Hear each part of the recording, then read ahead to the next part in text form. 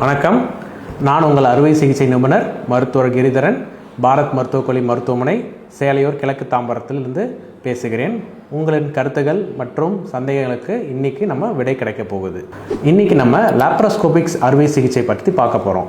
Laparoscopic அறுவை சிகிச்சை என்பது நுண்துளை அறுவை சிகிச்சை. ஸோ இந்த நுண்துளை அறுவை சிகிச்சை எங்கெல்லாம் பண்ணலாம் அப்படின்னு பார்த்தீங்கன்னா, நமது வயிறு மற்றும் குடல் பகுதியில் உள்ள பிரச்சனைகளுக்கு நுண்துளை மூலமாக அறுவை சிகிச்சை செய்யலாம்.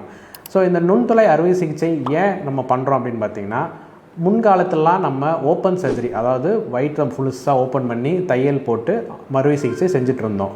அதை தவிர்த்தற்காக நோயாளிகள் சீக்கிரமாக வீடு திரும்புறக்கும், நோயாளிகளின் வலி குறையவும், நோயாளிகளுக்கு அந்த தழும்பு அசிங்கமாக தெரிவதற்கும் அதை தடுக்கிறதுக்காக நுண்துளை அறுவை சிகிச்சை கொண்டு வரப்பட்டது. ஸோ இந்த நுண்துளை அறுவை சிகிச்சையினால் நம்ம நோயாளிகள் குறைந்த வலி மற்றும் குறைந்த அறுவை சிகிச்சை நேரம் மற்றும் சீக்கிரம் குணமடைதல் காரணமாக வீட்டுக்கு திரும்புவதில் சீக்கிரமாக போயிடுறாங்க.